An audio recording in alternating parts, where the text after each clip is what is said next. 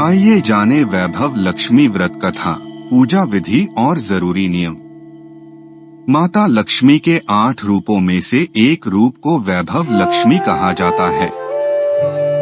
हिंदू धर्म में मां वैभव लक्ष्मी व्रत को धन, वैभव, सुख और समृद्धि प्राप्त करने के लिए किया जाता है। देवी लक्ष्मी के इस व्रत को स्त्री या पुरुष कोई भी रख सकता है। जिन लोगों के जीवन में आर्थिक संकट लंबे समय से बना हुआ है और या फिर वे गृह कलेश आदि से परेशान हैं, तो उन्हें इस व्रत का पालन अवश्य ही करना चाहिए। वैभव लक्ष्मी व्रत विधि। शुक्रवार के दिन ब्रह्म मुहूर्त में स्नानादि कर स्वच्छ वस्त्र धारण करें। एक चौकी पर लाल वस्त्र बिछाकर माता लक्ष्मी की प्रतिमा रखें। माता को श्वेत या लाल पुष्प अर्पित करते हुए व्रत का संकल्प लें। इसके बाद मां लक्ष्मी को लाल या श्वेत चंदन का तिलक लगाएं। इसके उपरांत माता वैभव लक्ष्मी को अक्षत, फल, कमलगट्टा चढ़ाएं। फिर घी का दीपक और धूप जलाकर माता लक्ष्मी की आरती करें। अब आसन पर बैठकर मां लक्ष्मी बीज मंत्र का 108 बार जाप स्फटिक माला से करें। ओम श्री हरि श्री कमले कमलाले प्रसीद प्रसीद श्री हरि श्री ओम महालक्ष्मी नम। अपनी आर्थिक समस्या से निजात पाने के लिए इसी दिन धन लक्ष्मी कुबेर यंत्रा को घर में स्थापित करें। माता लक्ष्मी की विधिपूर्वक उपासना करने से मां अवश्य ही अपने भक्तों से प्रसन्न होती हैं। वैभव लक्ष्मी व्रत के नियम। व्रत वाले दिन ब्रह्म मुहूर्त में उठकर स्नानादि क्रिया से निवृत्त होकर व्रत का संकल्प लें। पूरे दिन निराहार रहकर एक ही बार भोजन ग्रहण करें। मन और शरीर को शुद्ध रखें, बुरे विचार न आने दें। किसी का दिल न दुखाए, कोमल वाणी का ही प्रयोग करें। वैभव लक्ष्मी व्रत के फायदे। मन को शांत और स्थिर रखने के लिए फायदेमंद है। आध्यात्मिक और सकारात्मक विचारों को बढ़ावा मिलता है। दरिद्रता और आर्थिक संकटों को दूर करने में सहायक। घर से बुरी शक्तियां दूर रहती हैं। लंबे समय से चले आ रहे गृह कलेश की समाप्ति होती है। एक बड़ा शहर था। इस शहर में लाखों लोग रहते थे। पहले के जमाने के लोग साथ साथ रहते थे और एक दूसरे के काम आते थे। पर नए जमाने के लोगों का स्वरूप ही अलग सा है। सब अपने अपने काम में मग्न रहते हैं। किसी को किसी की परवाह नहीं। घर के सदस्यों को भी एक दूसरे की परवाह नहीं होती। भजन कीर्तन, भक्तिभाव, दया माया, परोपकार जैसे संस्कार कम हो गए हैं। शहर में बुराइयां बढ़ गई थी। शराब, जुआ, रेस, व्यभिचार, चोरी डकैती आदि बहुत से अपराध शहर में होते थे। कहावत है कि हजारों निराशा में एक आशा की किरण छिपी होती है। इसी तरह इतनी सारी बुराइयों के बावजूद शहर में कुछ अच्छे लोग भी रहते थे। ऐसे अच्छे लोगों में शीला और उनके पति की गृहस्थी मानी जाती थी। शीला धार्मिक प्रकृति की और संतोषी थी। उसका पति भी विवेकी और सुशील था। शीला और उनका पति ईमानदारी से जीते थे। वे किसी की बुराई नहीं करते थे और प्रभु भजन में अच्छी तरह समय व्यतीत कर रहे थे। उनकी गृहस्थी आदर्श गृहस्थी मानी जाती थी और शहर के लोग उनकी गृहस्थी की सराहना करते थे। शीला की गृहस्थी इसी तरह खुशी खुशी चल रही थी। पर कहा जाता है कि कर्म की गति अटल है, विधाता के लिखे लेख कोई नहीं समझ सकता है। इंसान का नसीब पल भर में राजा को रंक बना देता है और रंक को राजा। शीला के पति को पूर्व जन्म के कर्म भोगने बाकी रह गए होंगे कि वह बुरे लोगों से दोस्ती कर बैठा। वह जल्द से जल्द करोड़पति होने के ख्वाब देखने लगा। इसलिए वह गलत रास्ते पर चल निकला और करोड़पति के बजाय रोड़पति बन गया। यानी रास्ते पर भटकते भिखारी जैसी उसकी स्थिति हो गई थी। शहर में शराब, जुआ, रेस, चरस, गांजा आदि बदियां फैली हुई थीं। उसमें शीला का पति भी फंस गया। दोस्तों के साथ उसे भी शराब की आदत हो गई। जल्द से जल्द पैसे वाला बनने की लालच में दोस्तों के साथ रेस, जुआ भी खेलने लगा। इस तरह बचाई हुई धनराशि, पत्नी के गहने, सब कुछ रेस जुए में गवा दिया था। समय के परिवर्तन के साथ घर में दरिद्रता और भुखमरी फैल गई। सुख से खाने के बजाय 2 वक्त के भोजन के लाले पड़ गए और शीला को पति की गालियां खाने का वक्त आ गया था।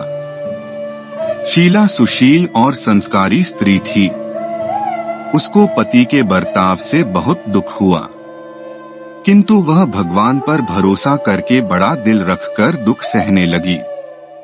कहा जाता है कि सुख के पीछे दुख और दुख के पीछे सुख आता ही है, इसलिए दुख के बाद सुख आएगा ही। ऐसी श्रद्धा के साथ शीला प्रभु भक्ति में लीन रहने लगी। इस तरह शीला असह्य दुख सहते सहते प्रभु भक्ति में वक्त बिताने लगी। अचानक एक दिन दोपहर में उनके द्वार पर किसी ने दस्तक दी। शीला सोच में पड़ गई कि मुझ जैसे गरीब के घर इस वक्त कौन आया होगा। फिर भी द्वार पर आए हुए अतिथि का आदर करना चाहिए, ऐसे आर्य धर्म के संस्कार वाली शीला ने खड़े होकर द्वार खोला तो देखा एक माँ जी खड़ी थी। वे बड़ी उम्र की लगती थीं, किंतु उनके चेहरे पर अलौकिक तेज दिख रहा था। उनकी आंखों में से मानो अमृत बह रहा था। उनके भव्य चेहरे से करुणा और प्यार छलकता था। उनको देखते ही शीला के मन में अपार शांति छा गई। वैसे शीला इस माँ जी को पहचानती न थी, फिर भी उनको देखकर शीला के रोम रोम में आनंद छा गया। शीला माँ जी को आदर के साथ घर में ले आई। घर में बिठाने के लिए कुछ भी नहीं था। आठ शीला ने सकुचाकर एक फटी हुई चादर पर उनको बिठाया। माँ जी ने कहा, क्यों शीला, मुझे पहचाना नहीं? शीला ने सकुचाकर कहा, माँ, आपको देखते ही बहुत खुशी हो रही है, बहुत शांति हो रही है। ऐसा लगता है कि मैं बहुत दिनों से जिसे ढूंढ रही थी वे आप ही हैं, पर मैं आपको पहचान नहीं पाई। माँ जी ने हंसकर कहा, क्यों, भूल गई? हर शुक्रवार को लक्ष्मी जी के मंदिर में भजन कीर्तन होते हैं, तब मैं भी वहाँ आती हूँ। वहाँ हर शुक्रवार को हम मिलते हैं। पति जब से गलत रास्ते पर चला गया था, तब से शीला बहुत दुखी हो गई थी और दुख की मारी वह लक्ष्मी जी के मंदिर में भी नहीं जाती थी। बाहर के लोगों के साथ नजर मिलाते भी उसे शर्म लगती थी। उसने दिमाग पर जोर दिया पर वह माँ जी उसे याद नहीं आ रही थी। तभी माँ जी ने कहा, तू लक्ष्मी जी के मंदिर में कितने मधुर भजन गाती थी, अभी तू दिखाई नहीं देती थी, इसलिए मुझे हुआ कि कहीं तू बीमार तो नहीं हो गई है न? ऐसा सोचकर मैं तुझसे मिलने चली आई हूँ। माँ जी के अति प्रेम भरे शब्दों से शीला का हृदय पिघल गया। उसकी आंखों में आंसू आ गए। माँ जी के सामने वह बिलख बिलख कर रोने लगी। यह देखकर माँ जी शीला के नजदीक आईं और उसकी सिसकती पीठ पर प्यार भरा हाथ फेर कर सांत्वना देने लगी। माँ जी ने कहा, बेटी, सुख और दुख तो धूप छांव जैसे होते हैं। सुख के पीछे दुख आता है तो दुख के पीछे सुख भी आता है। धैर्य रखो बेटी। और तुझे क्या परेशानी है? अपने दुख की बात मुझे सुना, तेरा मन भी हल्का हो जाएगा और तेरे दुख का कोई उपाय भी मिल जाएगा। माँ जी की बात सुनकर शीला के मन को शांति मिली। उसने माँ जी से कहा, माँ, मेरी गृहस्थी में भरपूर सुख और खुशियाँ थीं, मेरे पति भी सुशील थे। अचानक हमारा भाग्य हमसे रूठ गया। मेरे पति बुरी संगति में फंस गए और बुरी आदतों के शिकार हो गए तथा अपना सब कुछ गवा बैठे हैं तथा हम रास्ते के भिखारी जैसे बन गए हैं। यह सुनकर माँ जी ने कहा, ऐसा कहा जाता है कि कर्म की गति न्यारी होती है। हर इंसान को अपने कर्म भुगतने ही पड़ते हैं। इसलिए तू चिंता मत कर। अब तू कर्म भुगत चुकी है। अब तुम्हारे सुख के दिन अवश्य आएंगे। तू तो माँ लक्ष्मी जी की भक्त है। माँ लक्ष्मी जी तो प्रेम और करुणा की अवतार हैं। वे अपने भक्तों पर हमेशा ममता रखती हैं। इसलिए तू धैर्य रखकर माँ लक्ष्मी जी का व्रत कर। इससे सब कुछ ठीक हो जाएगा। माँ लक्ष्मी जी का व्रत करने की बात सुनकर शीला के चेहरे पर चमक आ गई। उसने पूछा, माँ, लक्ष्मी जी का व्रत कैसे किया जाता है, वह मुझे समझाइए। मैं यह व्रत अवश्य करूंगी। माँ जी ने कहा, बेटी, माँ लक्ष्मी जी का व्रत बहुत सरल है। उसे वरलक्ष्मी व्रत या वैभवलक्ष्मी व्रत भी कहा जाता है। यह व्रत करने वाले की सब मनोकामना पूर्ण होती है। वह सुख संपत्ति और यश प्राप्त करता है। ऐसा कहकर माँ जी वैभवलक्ष्मी व्रत की विधि कहने लगी। बेटी, वैभवलक्ष्मी व्रत वैसे तो सीधा सादा व्रत है, किंतु कई लोग यह व्रत गलत तरीके से करते हैं, अतः उसका फल नहीं मिलता। कई लोग कहते हैं कि सोने के गहने की हल्दी कुमकुम से पूजा करो, बस व्रत हो गया। पर ऐसा नहीं है। कोई भी व्रत शास्त्रीय विधि से करना चाहिए, तभी उसका फल मिलता है। सच्ची बात यह है कि सोने के गहनों का विधि से पूजन करना चाहिए। व्रत की उद्यापन विधि भी शास्त्रीय विधि से करना चाहिए। यह व्रत शुक्रवार को करना चाहिए। प्रातःकाल स्नान करके स्वच्छ कपड़े पहनो और सारा दिन जय मां लक्ष्मी का स्मरण करते रहो। किसी की शिकायत नहीं करनी चाहिए। शाम को पूर्व दिशा में मुंह करके आसन पर बैठ जाओ। सामने पाटा रखकर उस पर रुमाल रखो। रुमाल पर चावल का छोटा सा ढेर करो। उस ढेर पर पानी से भरा तांबे का कलश रखकर कलश पर एक कटोरी रखो। उस कटोरी में एक सोने का गहना रखो। सोने का न हो तो चांदी का भी चलेगा। चांदी का न हो तो नकद रुपया भी चलेगा। बाद में घी का दीपक जलाकर धूप सुलगाकर रखो। माँ लक्ष्मी जी के बहुत स्वरूप हैं और माँ लक्ष्मी जी को श्रीयंत्र अति प्रिय है। अतः वैभवलक्ष्मी में पूजन विधि करते वक्त सर्वप्रथम श्रीयंत्र और लक्ष्मी जी के विविध स्वरूपों का सच्चे दिल से दर्शन करो। उसके बाद लक्ष्मी स्तवन का पाठ करो। बाद में कटोरी में रखे हुए गहने या रुपए को हल्दी कुमकुम और चावल चढ़ाकर पूजा करो और लाल रंग का फूल चढ़ाओ। शाम को कोई मीठी चीज बनाकर उसका प्रसाद रखो। न हो सके तो शक्कर या गुड़ भी चल सकता है। फिर आरती करके 11 बार सच्चे हृदय से जय मां लक्ष्मी बोलो। बाद में 11 या 21 शुक्रवार यह व्रत करने का दृढ़ संकल्प मां के सामने करो और आपकी जो मनोकामना हो वह पूरी करने को मां लक्ष्मी जी से विनती करो।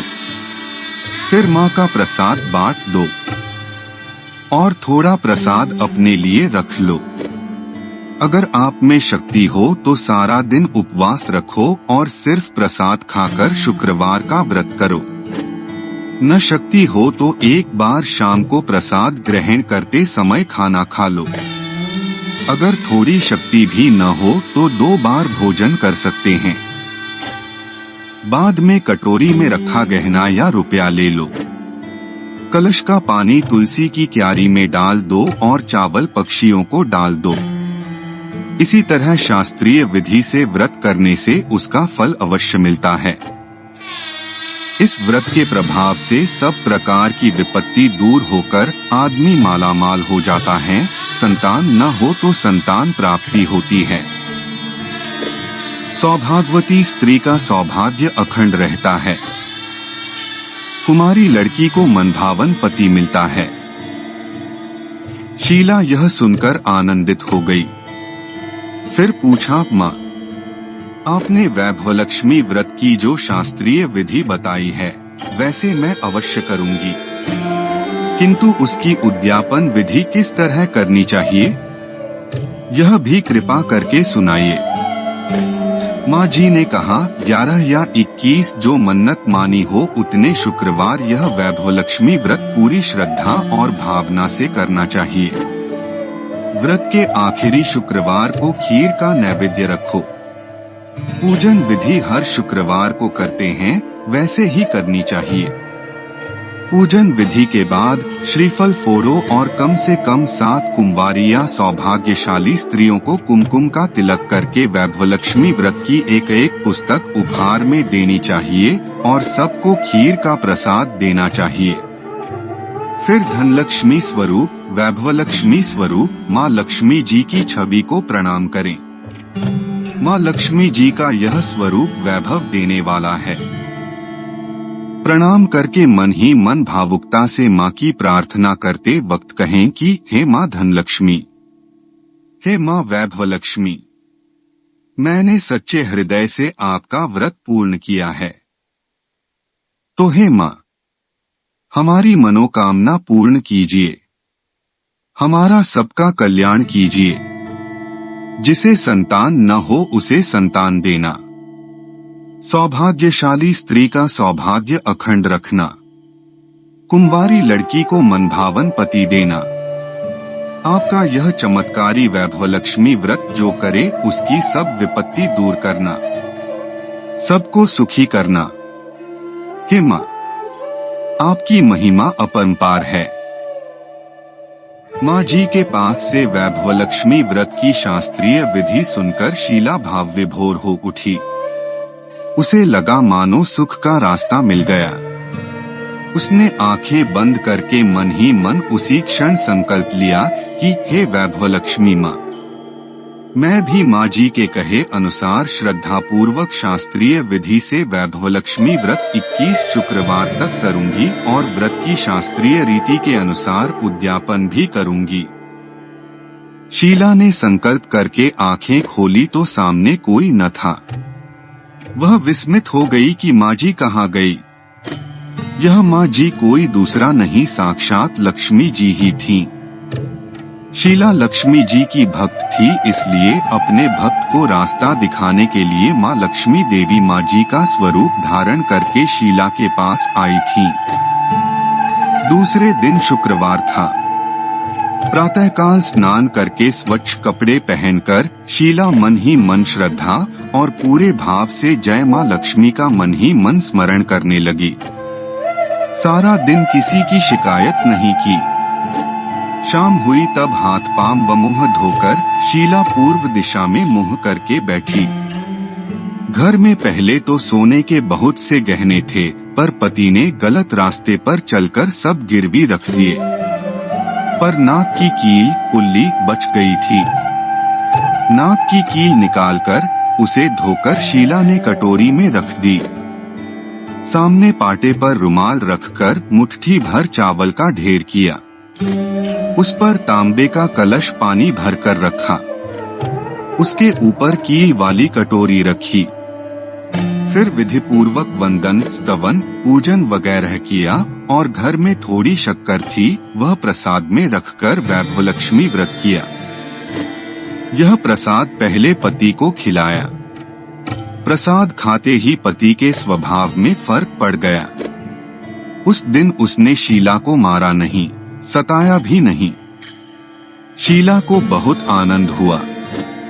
उसके मन में वैभवलक्ष्मी व्रत के लिए श्रद्धा बढ़ गई। शीला ने पूर्ण श्रद्धा भक्ति से 21 शुक्रवार तक व्रत किया। 21वें शुक्रवार को विधिपूर्वक उद्यापन विधि करके 7 स्त्रियों को वैभवलक्ष्मी व्रत की 7 पुस्तकें उपहार में दी। फिर माता जी के धनलक्ष्मी स्वरूप की छवि को वंदन करके भाव से मन ही मन प्रार्थना करने लगी, हे मां धनलक्ष्मी, मैंने आपका वैभवलक्ष्मी व्रत करने की मन्नत मानी थी, वह व्रत आज पूर्ण किया है। हे मां, मेरी हर विपत्ति दूर करो, हमारा सबका कल्याण करो। जिसे संतान न हो उसे संतान देना, सौभाग्यवती स्त्री का सौभाग्य अखंड रखना, कुंवारी लड़की को मनभावन पति देना। जो कोई आपका यह चमत्कारी वैभवलक्ष्मी व्रत करे, उसकी सब विपत्ति दूर करना, सबको सुखी करना। हे मां, आपकी महिमा अपार है। ऐसा बोलकर लक्ष्मी जी के धनलक्ष्मी स्वरूप की छवि को प्रणाम किया। इस तरह शास्त्रीय विधि से शीला ने श्रद्धा से व्रत किया और तुरंत ही उसे फल मिला। उसका पति सही रास्ते पर चलने लगा और अच्छा आदमी बन गया तथा कड़ी मेहनत से व्यवसाय करने लगा। धीरे धीरे समय परिवर्तित हुआ और उसने शीला के गिरवी रखे गहने छुड़ा लिए। घर में धन की बाढ़ सी आ गई। घर में पहले जैसी सुख शांति छा गई। वैभवलक्ष्मी व्रत का प्रभाव देखकर मोहल्ले की दूसरी स्त्रियां भी शास्त्रीय विधि से वैभवलक्ष्मी का व्रत करने लगी। हे मां धनलक्ष्मी, आप जैसे शीला पर प्रसन्न हुई, उसी तरह आपका व्रत करने वाले सब पर प्रसन्न होना, सबको सुख शांति देना। जय धनलक्ष्मी मां, जय वैभवलक्ष्मी मां। मां वैभव लक्ष्मी सदा सहाय करें, मां वैभव लक्ष्मी सदा सहाय करें, मां वैभव लक्ष्मी सदा सहाय करें। इति वैभव लक्ष्मी व्रत कथा समाप्त। बोलो वैभव लक्ष्मी माता की जय। या रक्तांबुजवासिनी विलासिनी चंडाशु तेजस्विनी, या रक्ता रुधिरांबरा हरिस्खी, या श्री मनोल्हादिं, या रत्नाकर मंथनात् प्रगटिता विष्णु स्वया गेहिनी, सामा पातु मनोरमा भगवती लक्ष्मीष्ट पद्मावती। यत्राभ्याग वदान्मान चरण प्रक्षालनम भोजनम सत्सेवा पितृदेवा अर्चनम विधि सत्यंगवा पालनम धान्यानाम्पि सग्रहो न कलहश्चिता त्रिरूपा प्रिया दृष्टा प्रहा हरि वसामि कमला तस्मिन् ग्रहे निष्फला। वैभव लक्ष्मी जी की आरती। ओम जय लक्ष्मी माता, मैया जय लक्ष्मी माता। तुमको निशिदिन सेवत हरि विष्णु विधाता। ओम जय लक्ष्मी माता। उमा रमा ब्रह्माणी तुम ही जगमाता। सूर्य चंद्रमा ध्यावत नारद ऋषि गाता। ओम जय लक्ष्मी माता। दुर्गा रूप निरंजनी सुख संपत्ति दाता। जो कोई तुमको ध्यावत रिद्धि सिद्धि धन पाता। ओम जय लक्ष्मी माता। तुम पाताल निवासिनी तुम ही शुभदाता। कर्म प्रभाव प्रकाशिनी भवनिधि की त्राता। ओम जय लक्ष्मी माता। जिस घर में तुम रहती सब सद्गुण आता। सब संभव हो जाता मन नहीं घबराता। ओम जय लक्ष्मी माता। तुम बिन यज्ञ न होते वस्त्र न कोई पाता। खान पान का वैभव सब तुमसे आता। ओम जय लक्ष्मी माता। शुभ गुण मंदिर सुंदर शिरोधि जाता।